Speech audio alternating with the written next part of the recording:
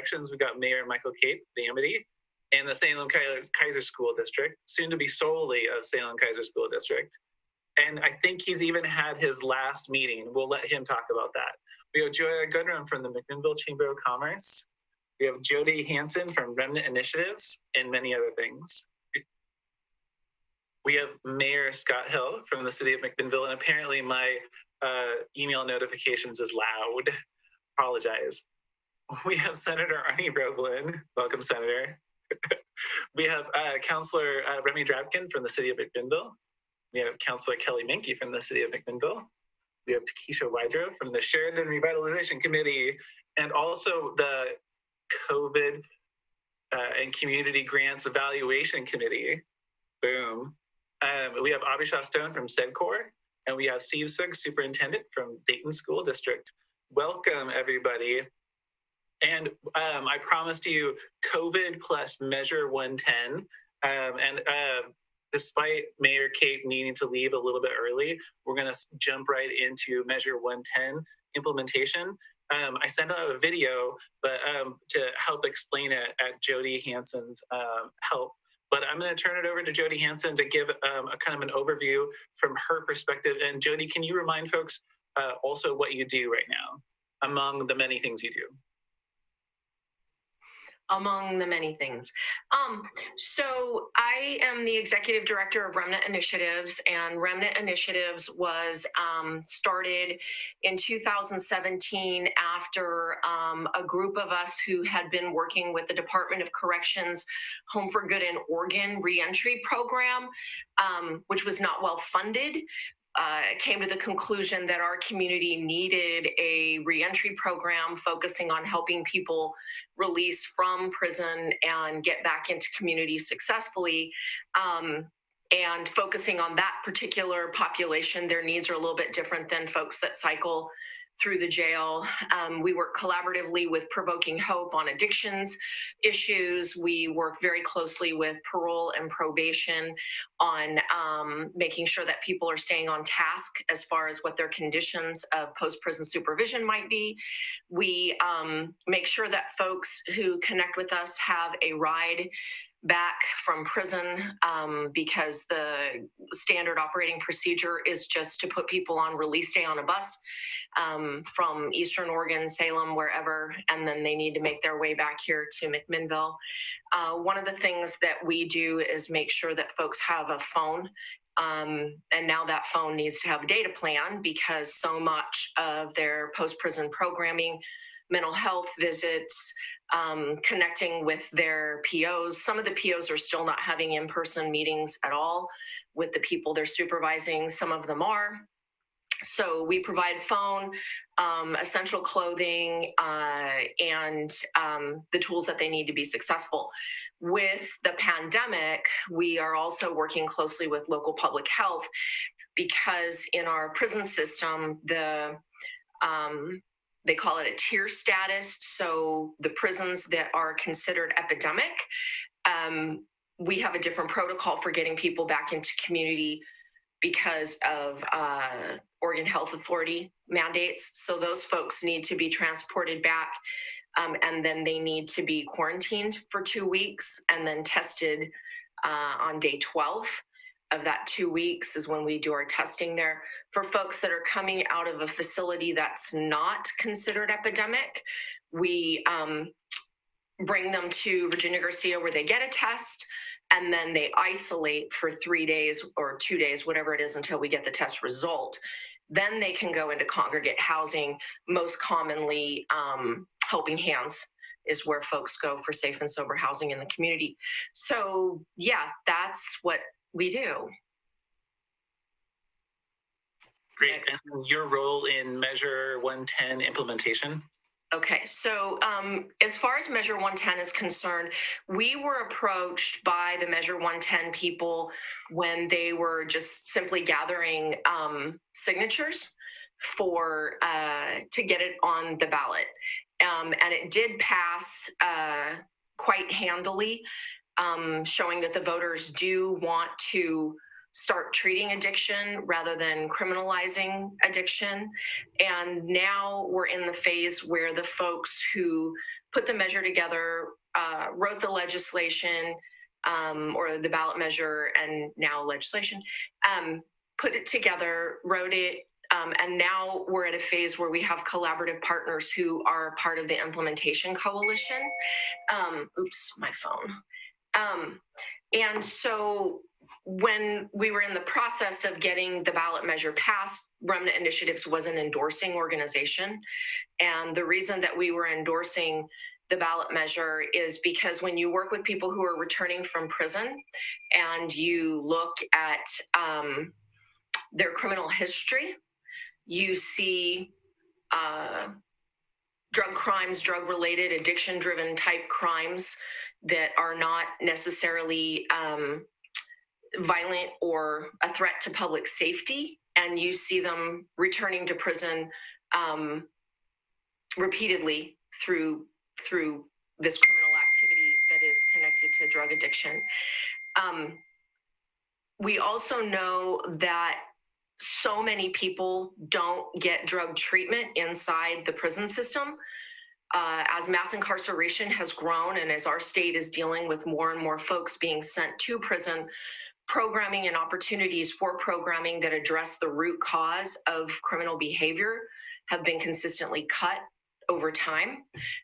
We saw that very recently in August, even when Kate Brown had a special session, that one of the options was to close a couple of lower security prisons as a budget measure.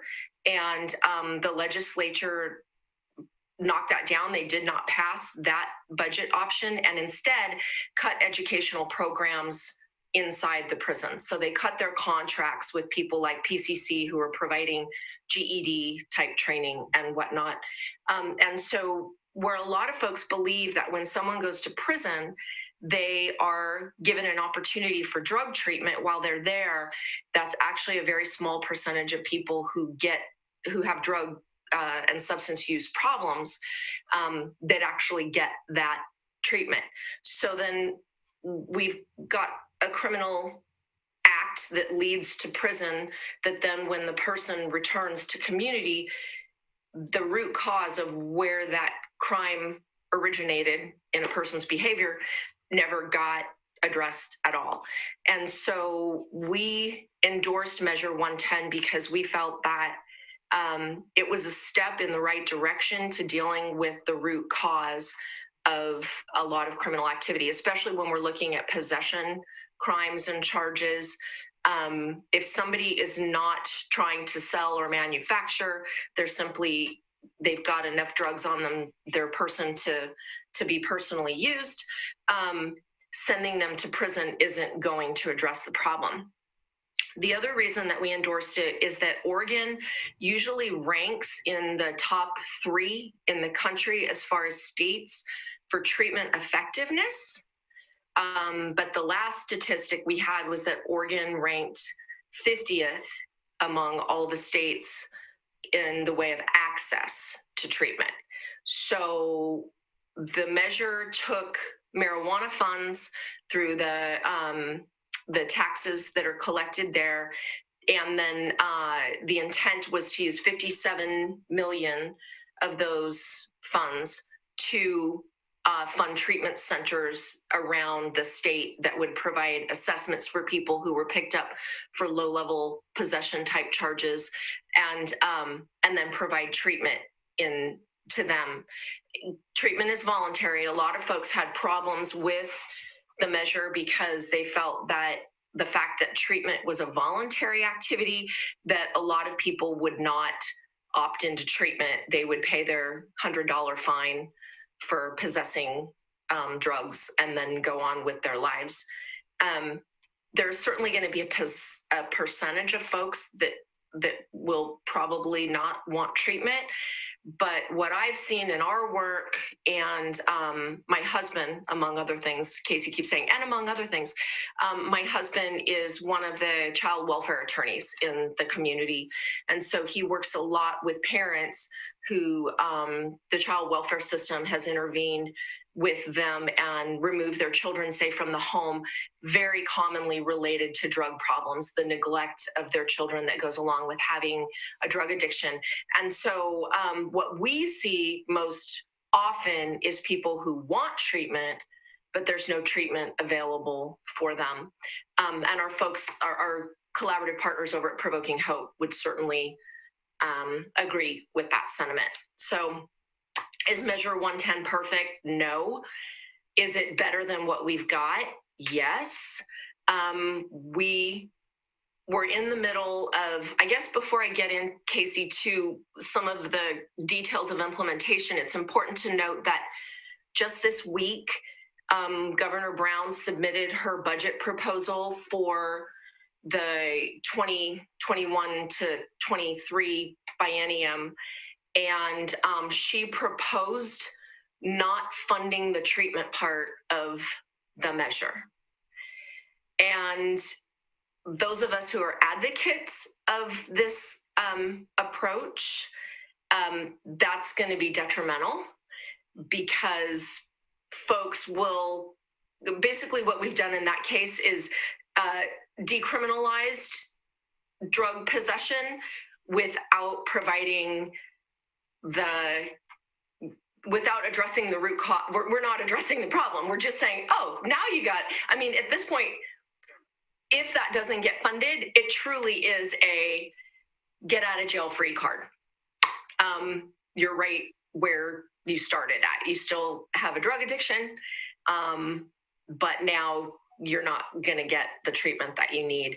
So the team's very concerned about that, and has already come out very strong against that that approach, and has begun to lobby various legislators saying, please don't agree to this.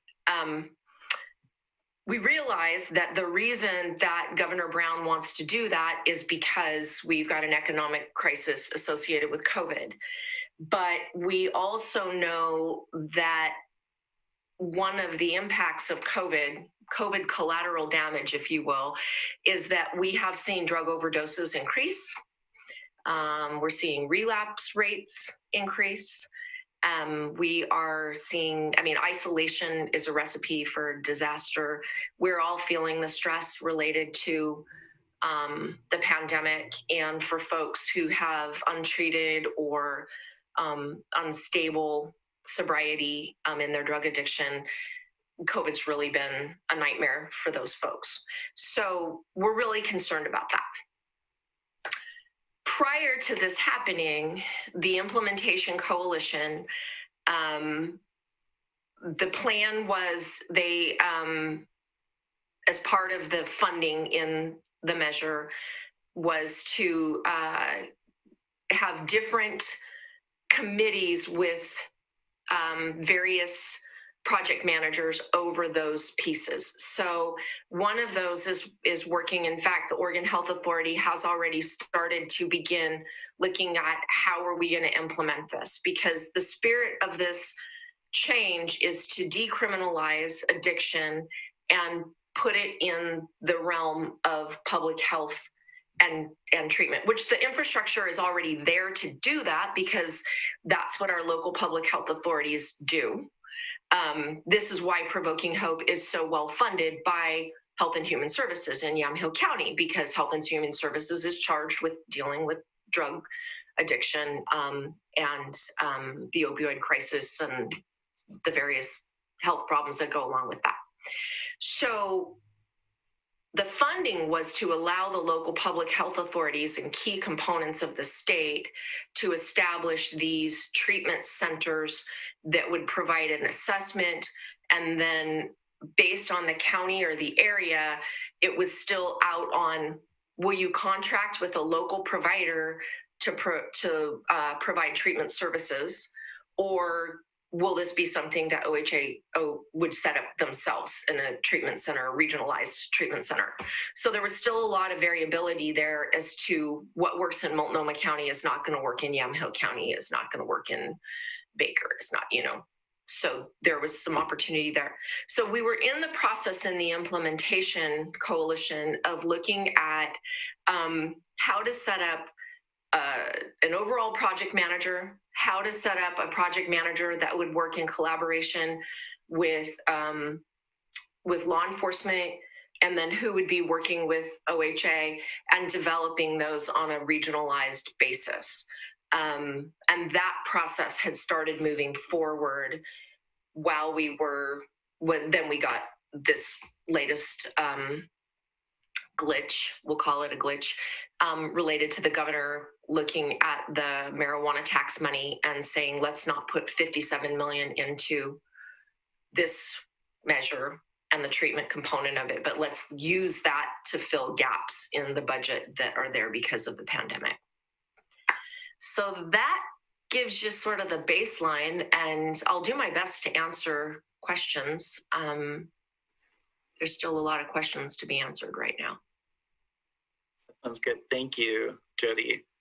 Do we have questions for Jodi? Commissioner, this Abisha, I don't so much have a question as I just want to extend my appreciation, Jodi, for that detail and background and your insight into kind of the implications and potential benefits of the program, and also for sharing your concerns about kind of how things could go wrong. So your insight is so specific, right, based on the work that you do, and I just really appreciate that. So thank you for sharing with us. You're welcome. And this is Senator Roblin. I will say that tomorrow morning at 9 o'clock, we have our mental health committee, Senate interim committee. And the fourth, what would I call informational meeting is regarding Measure 110 impacts on mental health and treatment areas. And Steve Allen, Jamie Glukikson, Executive Director of Mental Health, and Monta Knutson will also be testifying to talk to us about 110 implementation. Fabulous. Those are all fabulous people with lived experience. And then I think that Takesha Wedger had a question or comment for you, Jodi. Yeah, this might be an ignorant question, but considering how those two components of the bill were put forward, is there a way to put a pause on the whole thing if the treatment part of it doesn't get started, get funded? Yes. Okay. That's exactly what the governor is proposing. Okay. So the legal change that decriminalizes the possession of substances, that would get implemented, but the funding of the treatment side of it would not. So there is not a way to pause the legal change. Correct. No, the voters were loud and clear. Oregon is the first state in the country to do this. And the folks that wrote the measure, they looked closely at other countries, Portugal being one that had profound success with decriminalizing drug possession and drug use and funding treatment. Historically, I think it's really important for us to remember, because it's hard. It's hard because since the 1970s, drug use has been criminalized. But prior to that, drug use and drug addiction were always under the jurisdiction and the care of public health. They were not a law enforcement problem. In fact, one of the biggest problems when Nixon, Reagan, and then Clinton were really pushing forward on the criminalization of drug use and drug trafficking was that local law enforcement, local jurisdictions pushed back and said, we don't want to be the drug police. We simply, we want to deal with real crime and real safety issues in our community. Drug use is a public health problem. That falls under public health. And the feds and then the states followed suit or whatever. We all kind of bought into this idea that if there was a huge consequence for drug use held over your head, that it would deter people from using substances. We now have enough research to show that it doesn't deter it at all, which is why we see the revolving door of repeat offenders going in and out of our jails and prisons. It's addiction driven. Unless we deal with the root issue of the addiction, we've got this research from a sociological perspective, from criminal justice, researchers, from medical professionals and whatnot, that people will do everything to get the substance that their addiction is driving them to. I mean, we see this again in our child welfare system.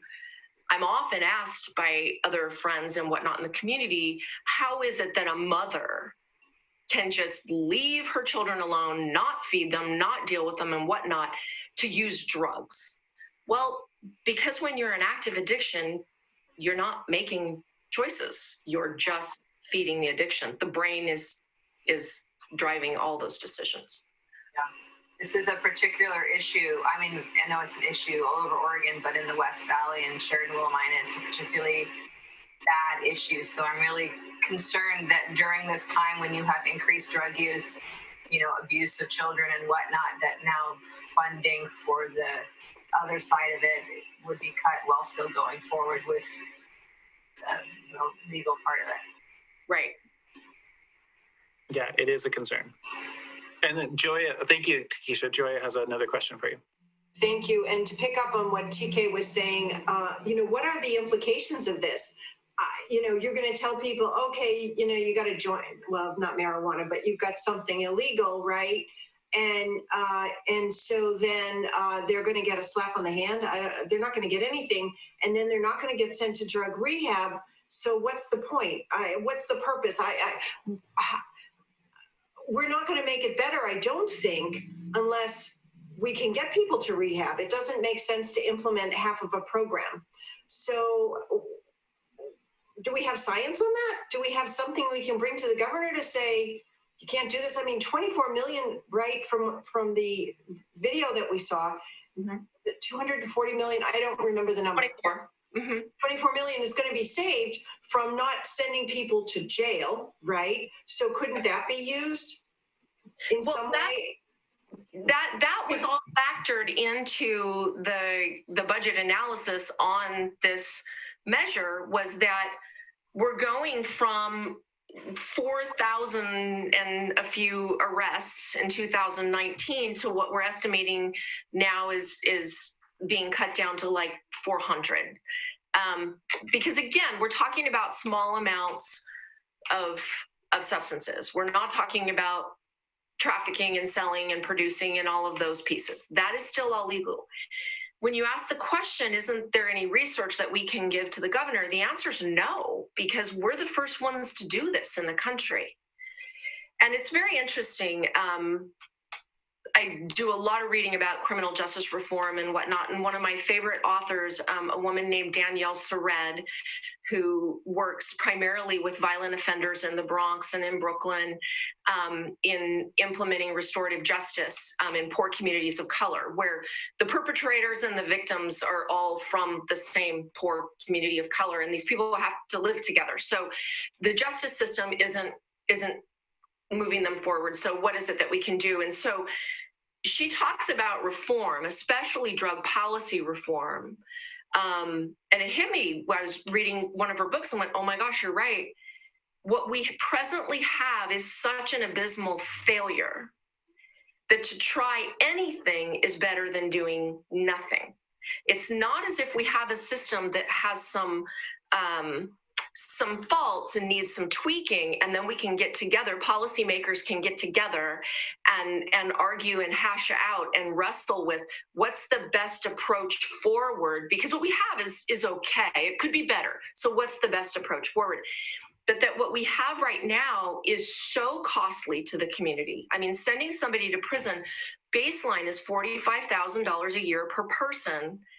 And that's not providing the programming that they need to address the real problem.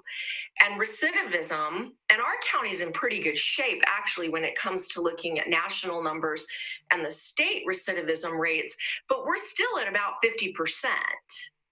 So that's a huge failure. And it's a very costly failure.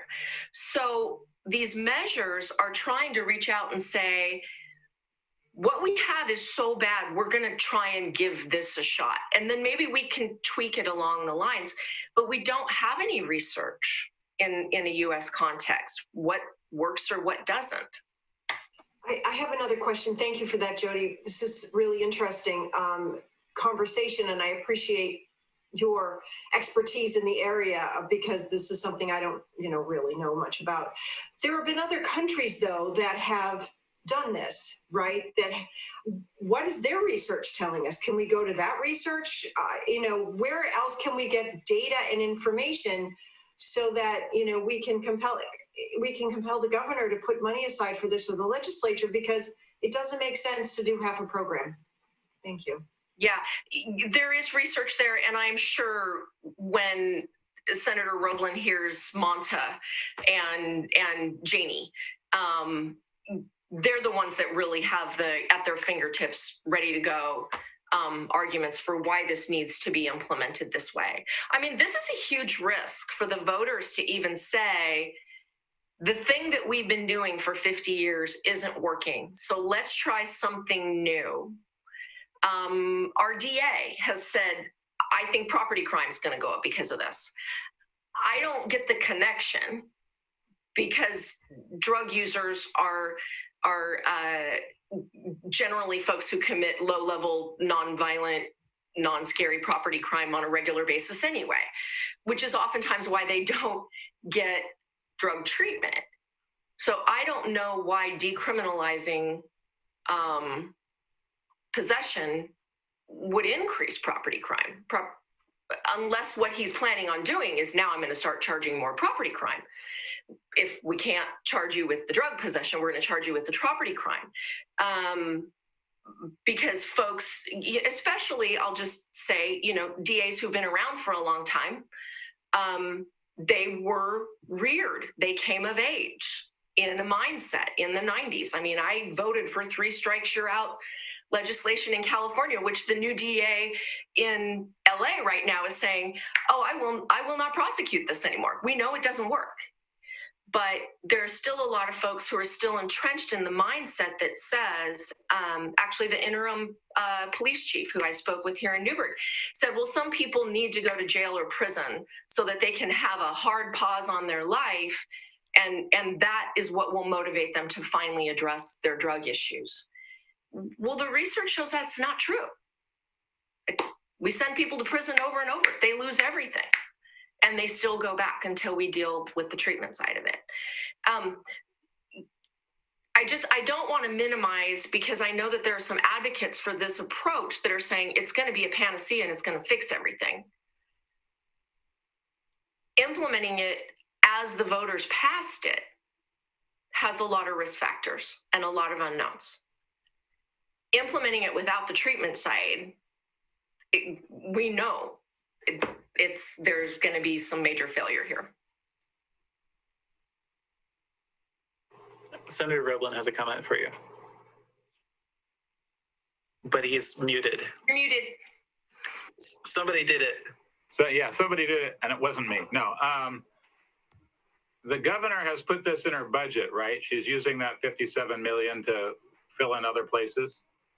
And as most of the people hopefully on this call know, and hopefully as we talk about it, they'll know it more, the governor's budget is a wish list that has no reality until the Ways and Means process works its magic in the legislature and we come up with the final budget. So now is the time to make sure that your legislators all know that this would be a bad idea, and you should find the $57 million someplace else, because and we'll be talking about that tomorrow in the mental health committee, because I absolutely don't think you should take and one of the things that has been consistent in the legislature is when the voters speak overwhelmingly, they try not to change it.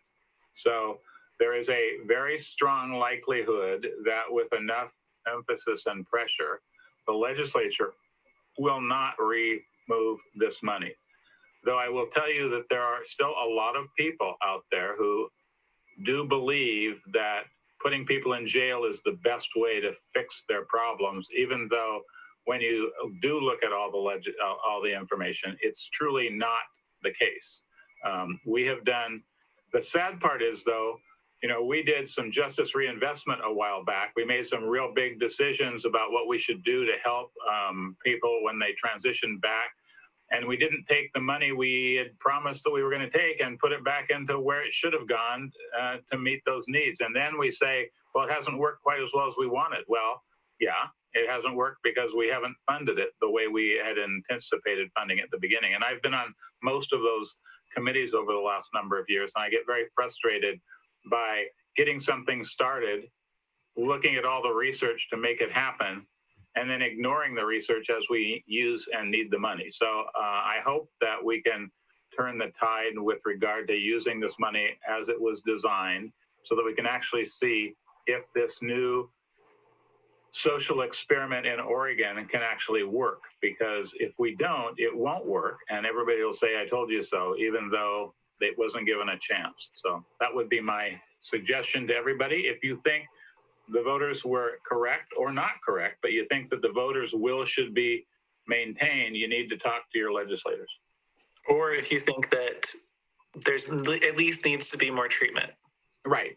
Yeah. I mean, we've been on the bottom end of accessibility to treatment for as long as I've been in the legislature. It's one of the reasons we have the mental health committee, because this is a big issue that we've been talking about for a while. And I had not heard the fact that we were in the top with regards to success for those people who get treatment. That's good to know, because it's nice to know that if you're trying to push something, that it actually works. So thank you for that. Yeah, absolutely. Thank you, Senator Roblin. Kelly Minke, Councilor. I thought the last time we met, Senator Roblin, you'd said something about lottery dollars too for this. And I was just kind of curious, is that completely off the table now, or? We had quite a conversation a week. I don't think this one was lottery. I think it's the other one. This one is marijuana money. And if I said lottery, I was wrong. But this one has always been marijuana money. Well, yeah, and I think there was a confusion then. Okay, thanks. Yeah, I appreciate that. And then Mayor Cape has to jet out, but he got a comment. I'm not sure if you have a moment to send your comment out. Yeah, real quick. With regards to 110, I think a lot of the voters were misled by that measure. I think the wording of the title had a great deal to do with the impact of that vote count.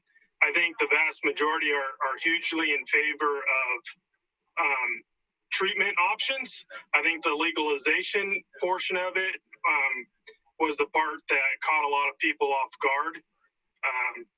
I think, especially I've seen lots of comments about, well, you can't buy Sudafed because you can make meth with it, but if you get the meth, that's now legal for you to have, so there's a lot of issues there that I think many people didn't read through and understand the implications of that wording.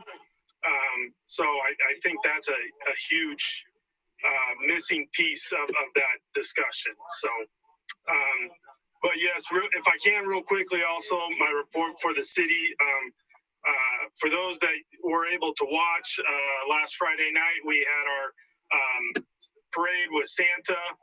It was a huge success. As with everything, there's always going to be a few little flaws, right? And Santa was supposed to stop at City Hall, but then I think everybody in the parade that was driving realized, oh, the sheriffs are like blocking traffic on 99, so maybe we shouldn't stop so Santa can talk for a couple minutes. So they kind of zoomed right on by, but it was great. There was probably about 10 or 15 families that did show up at City Hall, but they all stayed distanced apart and were wearing their face coverings. And again, I'm just really thankful to people that came to put that together to make it happen. I played like the smallest of small parts, so those that did the work really deserve the credit for that. So, and yes, you're right, I had my last official meeting, so I'll knock on wood because it is 2020, but barring something catastrophic happening, I'm down to like, I think just the Christmas light judging that we'll be doing next week. So almost done. So, but thank you all. I do got to get going. Congratulations. Thanks, Mayor. Yeah, Casey, can I just comment on Please. I think one of the things that was tough about this measure, and you're right, it makes no sense that you can't get Sudafed because you can make meth with it. But now the meth, at least a small amount, has been legalized, decriminalized is the word we want to use. The nature of our drug laws and our justice system and what we have today has been very much put together piecemeal over the last 50 years. And what we're trying to do with some of these changes, and we're seeing this, like I made a comment about, the new DA in Los Angeles saying, yeah, these laws are on the books here, but these are not things that we are going to continue to press and prosecute. Mike Schmidt in Multnomah County ran on a major reform now platform as far as the DA is concerned. There are horror stories about counties in various parts of the Midwest where if you commit this crime in this county, but once you step over the county line, this is getting you sent to prison and this is getting you sent to a treatment court.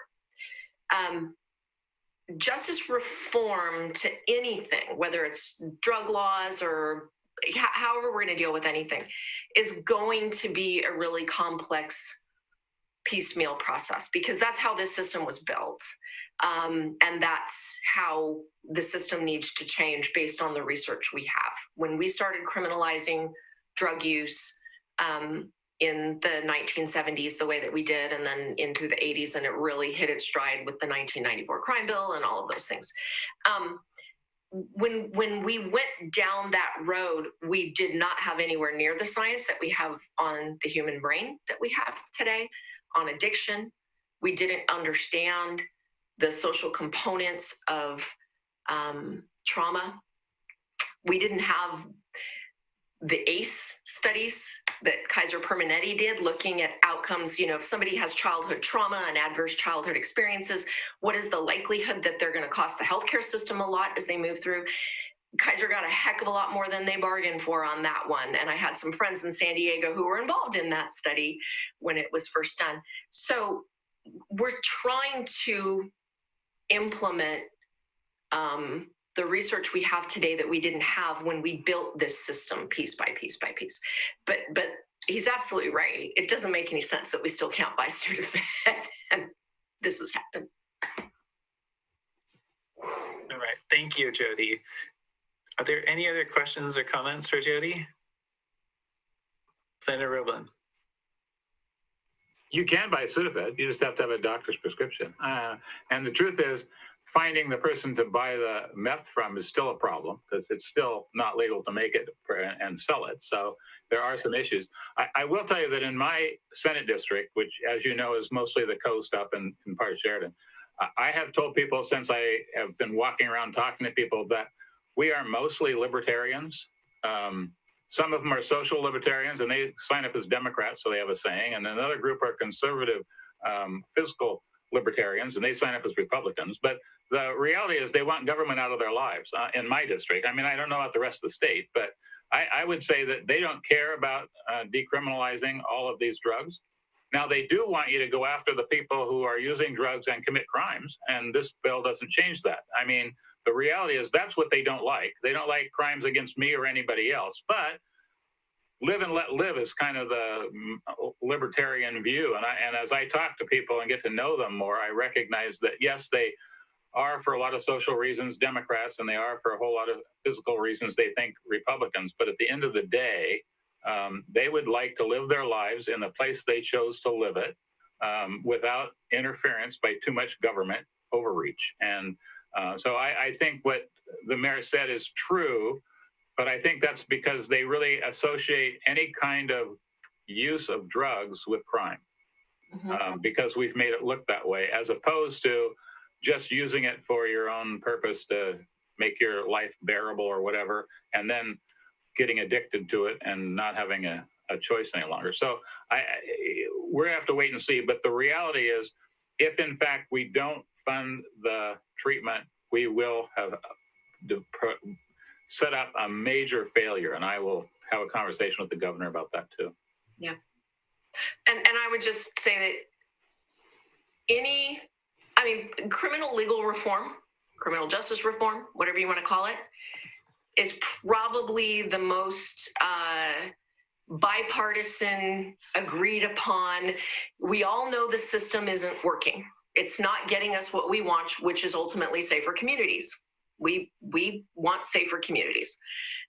It's not getting us there the way it is presently, but the way that it's going to be changed is really going to be a piece by piece basis. And there's going to be a lot of opportunity for some factions to say that's not going to work, and others to say, well, this will work.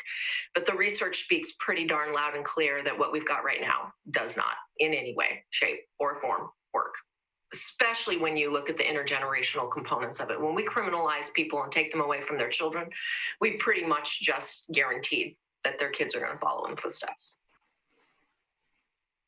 Yeah, thank you, Jodi, for those words. And I really appreciate I think Senator Roblin's comments about the district ring true, I feel like, for Yamhill County too. It's very familiar. Are there any last comments for Jodi? I really appreciated hearing your perspective on this, because I hear a lot of other perspectives, such as a concern about departments and their revenue.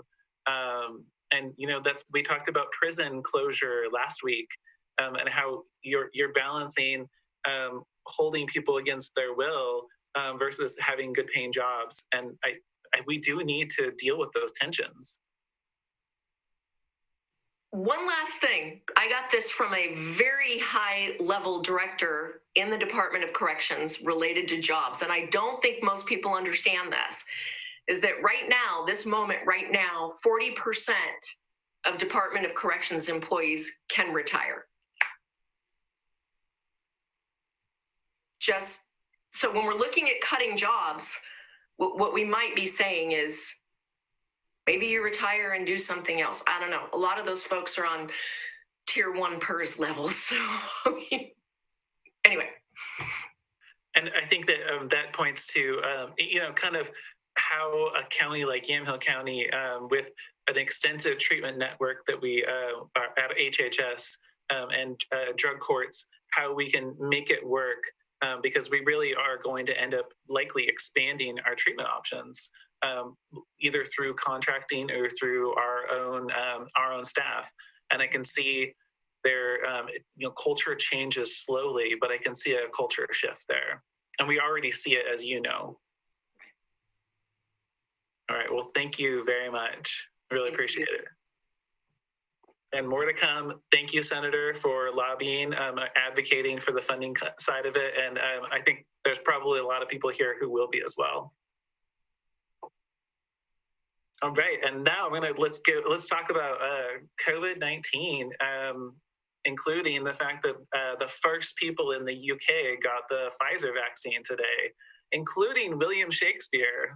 So if you were wondering, he's still alive. He's 91, as it turns out.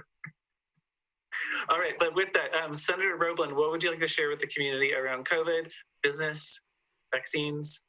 Yeah, just to let people know, I don't generally wear this hat, but I saw 2 members on the screen that had theirs, and I figured I should make them feel a little more comfortable, especially our Councillor Remy, trying to make sure that they felt supported in their choice of headgear. We have legislative days happening right now. We had our couple meetings yesterday. I was on the one for natural resources, and it was a very informative meeting. I have my mental health committee tomorrow, and we have, I think it's the 12th or 13th e-board meeting on Friday to take about 46 million of the last 50 million that's available to the e-board and get it expended and out to people. So there is an ongoing conversation about a special session. We have not heard anything yet. There's this whole idea of a catastrophic special session, which gives a lot of different powers. And then there's the idea of just a regular special session for a short time, just to put more money into the e-board so that the e-board can actually take care of some of these emergencies with some new funds. So we haven't heard yet. We'll figure that out over the next week or so. There are 48 items on this week's e-board meeting, so stay tuned to Friday. They changed the time from the afternoon to the morning because of some issues around religion and making sure that our friends that are of the Jewish faith can be home before 3:30 that day. So we are having a meeting from 9 to noon. So if you're interested in knowing what's happening with those 48 items, you can also look on OLIS and see the agenda and see if there's anything on that group of 48 items that is of interest to you. But it's a lot about finishing up some fire work and some ODOT work for clearing trees and a bunch of those things, and figuring out how to deal with the pandemic. The biggest reason for getting more money in the E-Fund is human health and human services, and the issues that have come up about the pandemic, figuring out how to get vaccines distributed. A whole bunch of other things are going to cost a lot of money, and they are pretty much out of money.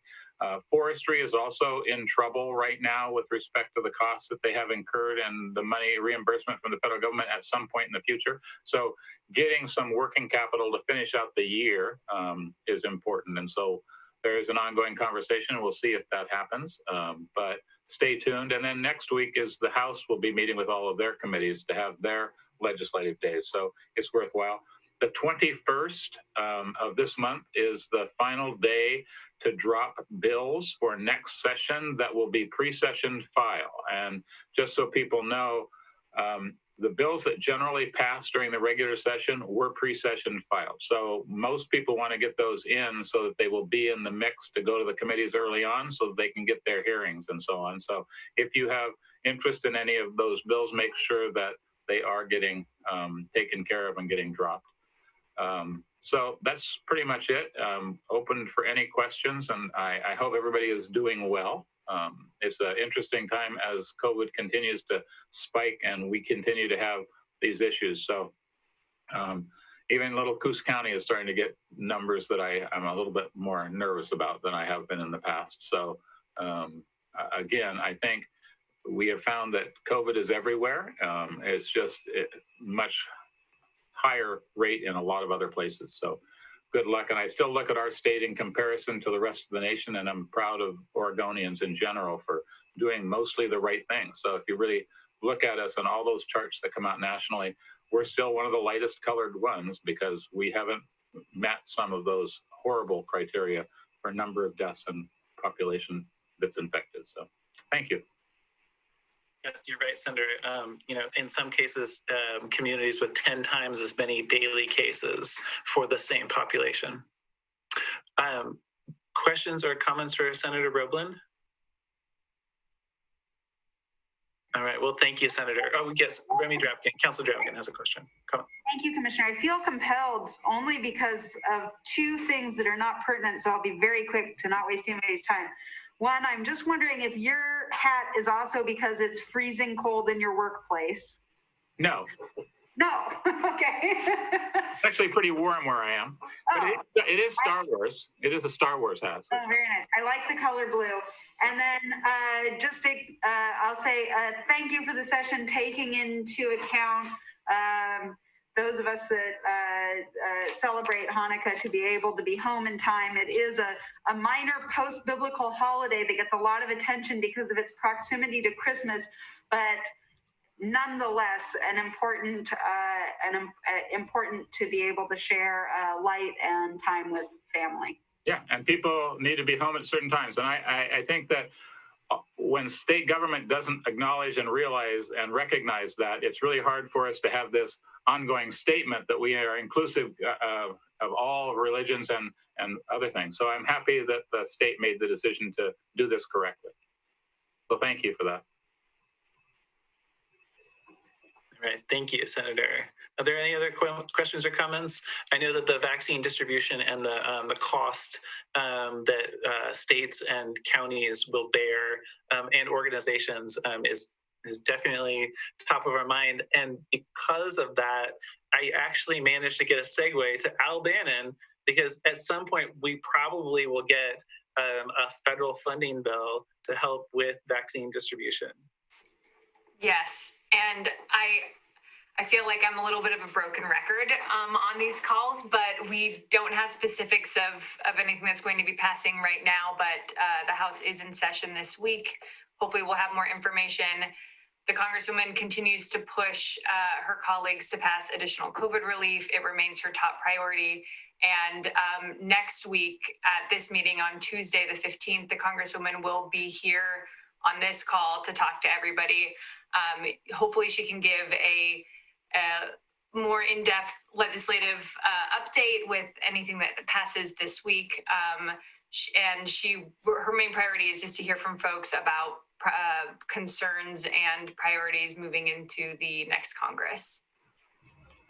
It was nice to see her with Ali Velci. Yeah, it was a really great interview.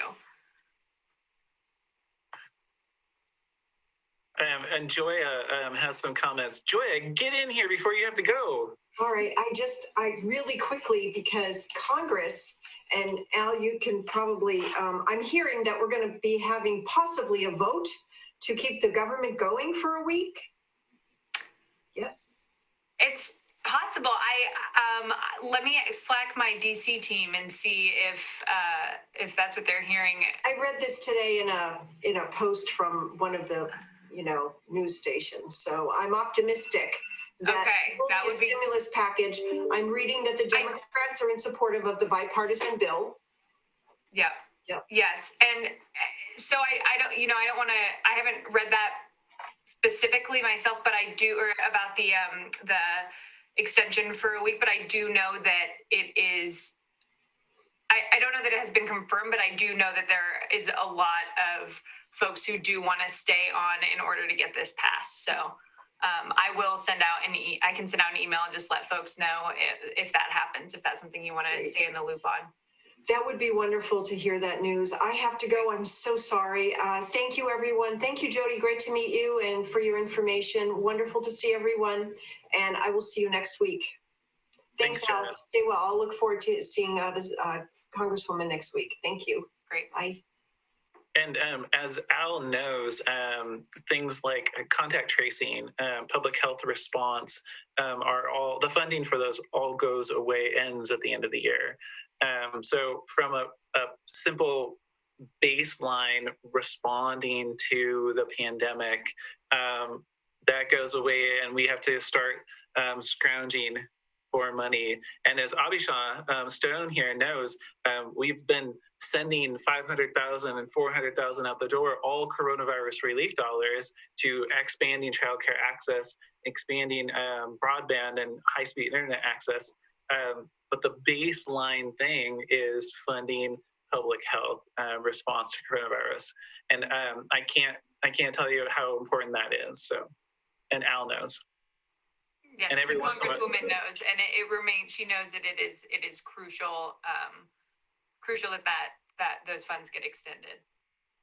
The reality is that we do have reserve. Sorry. So I was just saying, as well as the unemployment benefits. But sorry, yes. You go ahead. No, that was it, and I've said the same thing to Al. Is we need extension of those unemployment benefits and the public health response. Did we say that at the same time? That was cute. I think we have. Aww. Okay, are there other questions or comments for Al? Okay. Oh, Mayor Hill, or maybe we'll just segue to Mayor Hill. Maybe that he was like, "Oh, I'm next." Yes, that was a quick finger. Jodi, thank you for your report. I mean, I don't know that we could get more current information than you gave us and our constituents out in our community. So thank you for that update and the discussions that are going to be happening down the road as the state legislature works and they work on the budget process. A couple of things I'd just like to bring to light as it relates to McMinnville. We have a city council and a city work session this evening.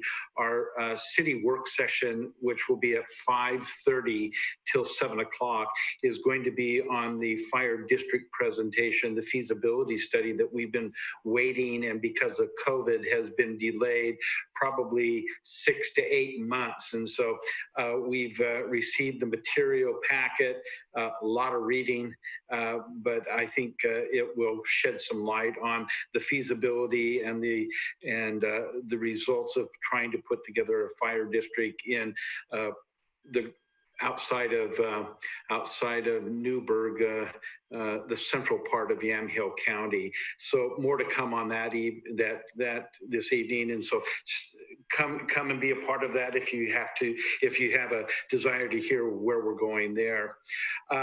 Tonight, after a very long last week, we had 3 public meetings on Tuesday, Wednesday, and Thursday evenings, but we did a first reading of the UGB, and there Casey's showing what the packet looked like, and I understand Councillor Drapkin read every single page of that document.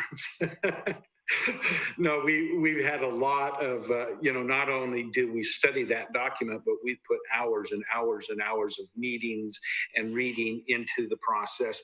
Tonight, we are going to address the second reading of that, and hopefully we have done our due diligence. We've listened to the public, but again, it is a remand that's very narrow in scope, and it's how we picked the land that are going to be included in that presentation tonight.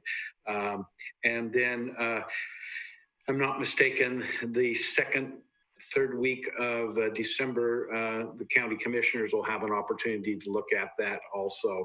And our intent is to get that to Salem by the end of the year. And then we go through the process of it being looked at there. And there could be, a long road ahead of us as individuals may dispute some of the things that we put into that. The other thing that I'd like to update is, as we come to the end of the year, we have the applications to serve on committees within the city. And we see a rotation of that. We've had we've had a tremendous response to volunteerism, as we always do in McMinnville, but I'm seeing a greater desire to serve on committees. We just finished 2 days of interviewing, a day and a half yesterday and today for the Planning Commission. We had 5 openings and we had 13 applicants. And so we have made a determination on who will continue and who will be new to serve on the committee, and that appointments will be made this evening. We've done the Budget Committee, Landscape Committee, Historical Housing Committee. All of those are coming, and like I say, with the Budget Committee, we've seen tremendous response. We had many more applicants and opportunities to serve.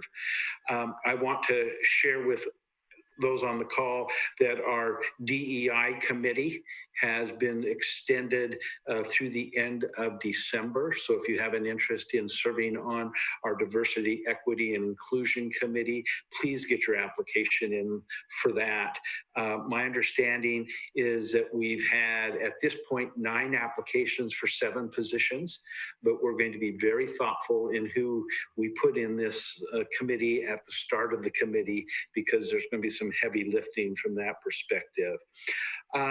I wanted to update a little bit on the Newburgh-Dundee bypass. We've been continuing to have some really good discussions and movement going forward. Our focus has been turned to phase 3, and we've had some preliminary design presented to us at the intersection, McDougall Corner, kind of what we call the Dayton interchange. And it's amazing to see how that can be put into place. We're also having big discussions about how to utilize the interchange in Dundee and some things that are going to be happening there.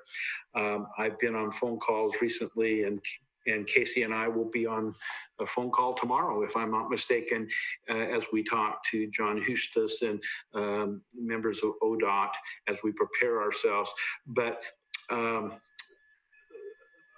Representative DeFazio has met with the president-elect, and they're talking about infrastructure dollars. And there's I think, some positive movement. So we truly want to get the bypass in a position that we could be shovel ready for federal dollars that may be coming. And we're doing everything in our power to be able to be positioned.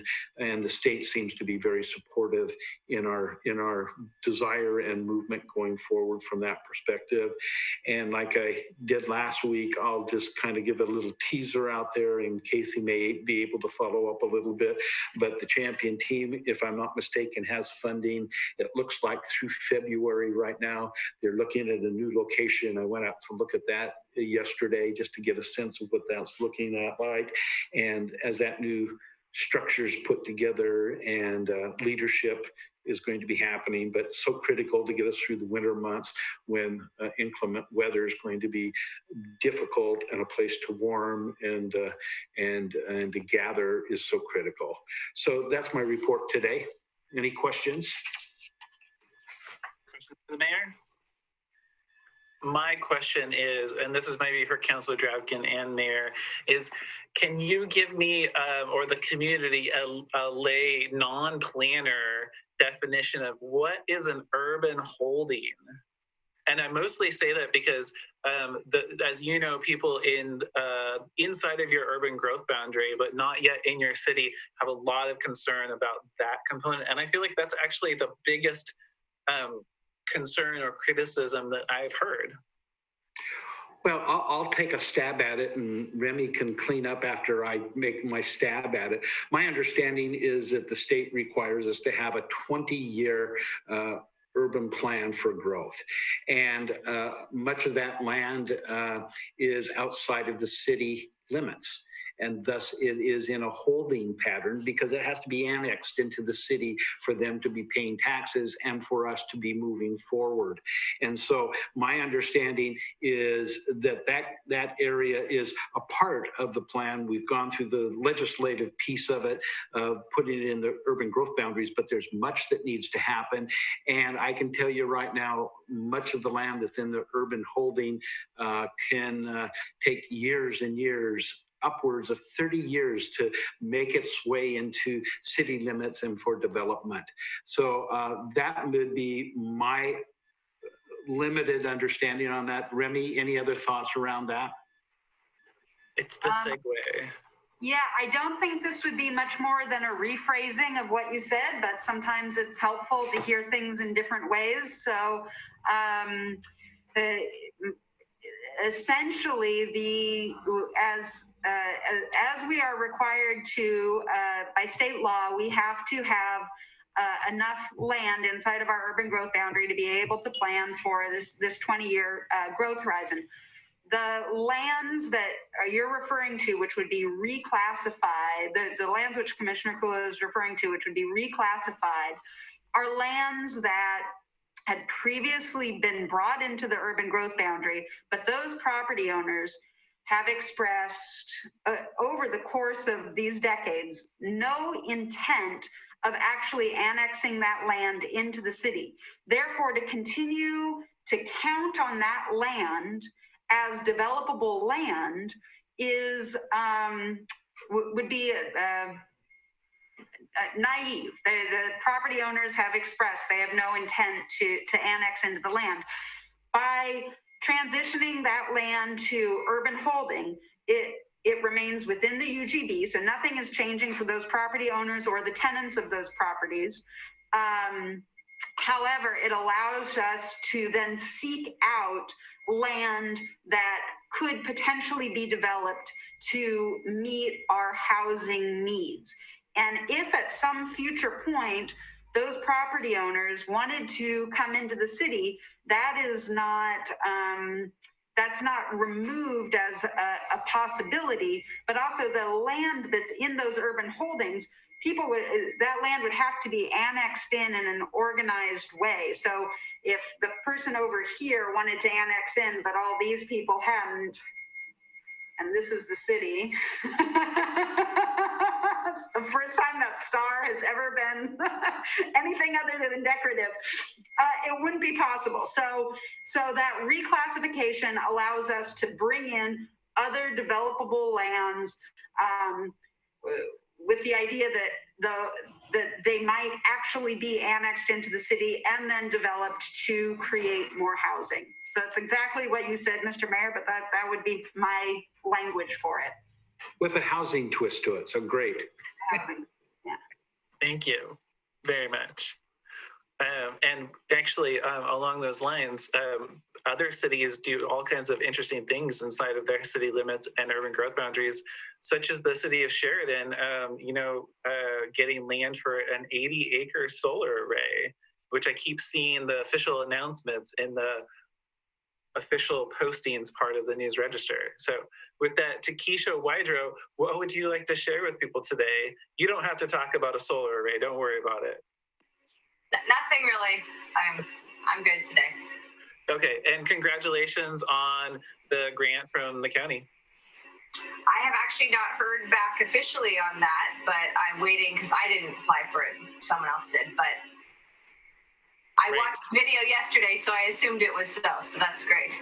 It is on there. I saw the official list. So great. Yes, congratulations and thanks for your work. And with that, I think we still have Abhisha Stone with us. I am here. Thank you, Commissioner. And thank you, Al, for showing us Sweet Baby at the beginning of the meeting. I always love to, not seeing people face to face. It's always nice to see a baby pop up. So just one thing to share real quick, as this group knows, and I want to make sure that the general public and business owners are aware, Yamhill County is standing up their last, I'm crossing my fingers, grant program for business recovery this month. And the only reason why I'm crossing my fingers is it's a lot of work to get these grant programs set up and executed. We are grateful to have $1.4 million for our county to disperse to our business partners who have been impacted by the coronavirus. This comes out of the governor's $55 million allocation for business recovery. The grant program can be found on the county website. Details will be updated very soon. Staff is working hard to get that on there. And it will be open to applicants from December 11th through December 18th. We will be finalizing the selection process and making recommendation to the Board of Commissioners early on the week of the 21st. And all of those recipients will have to have a contract in place by December 31st with the county to receive those funds so that we can follow the required timeline for getting those monies out. I also want to share with folks who might be on borders of counties or own businesses in other counties that Marion County and Polk County both have their programs up and running right now. And I recommend folks go to the county website to identify opportunities in their area. I am not as intimately familiar with the Tillamook or Washington County programs. So I would recommend folks to go to those county websites to see if they are currently hosting programs and whether or not they're eligible. And I ask that those that are on this call get the word out. So we have been routing some detail and information. I will be sending out a media packet to some of you that I already haven't been in contact with, as we've had it translated into Spanish as well. And that has kind of been a little bit of a delay for us, just getting that done. As soon as it is complete, I'll get that out to everyone. And that's all I had to add. Wonderful, thank you. And between Abhisha and Carrie Martin from the county, some serious heavy lifting in terms of keeping economic development going, helping businesses with relief, and really expanding what is possible in the county. I mean, we have childcare expansion happening and broadband expansion because of their work. So thank you. Thank you, Commissioner. Yes. Okay, any last thoughts from people? besides lobby for keeping the money for Measure 110 implementation. All right, well, be safe out there, everybody. We have had one more person in our community die from COVID-related complications. So hold their families in your hearts. Everybody is important. So, and be safe, keep your distance from other people, keep your group small and stay outside. Did Remy have something else you wanted to say? Oh, yes. Thank you. Not of any great importance. I just wanted you mentioned William Shakespeare, which today has some notoriety as the second person in the UK to receive the COVID vaccine. But I did want to let everybody know that the William Shakespeare that we're much more familiar with wrote a large body of his work during a pandemic. And if you read through any Shakespeare right now with that in mind, there will be a lot of lines that jump out at you that are quite relevant today. And perhaps it's a little way to find some extra solace.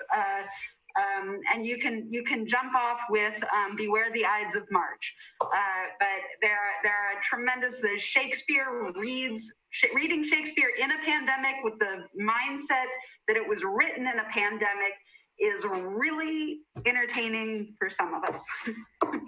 We can all find solace with that. So thank you, Senator Roblin, for getting Councilor Drabkin back on it. Yes.